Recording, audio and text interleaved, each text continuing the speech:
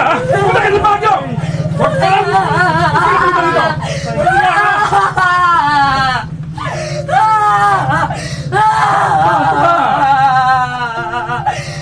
Ganyan ba yung mama? Ano yung pinapakita sa akin?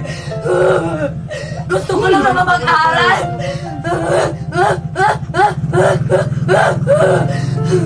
Sila na lang lagi pinagtatanggol nyo. Wala na akong magagawa! Mabuti pa maghiwalay na lang kayo ng mga kapatid mo.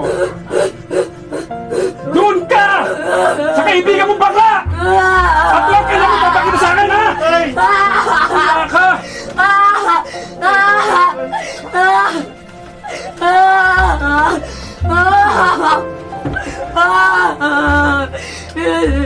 Gusto ko lang po mag-aral para maiangat ko po kayo sa kahirapan.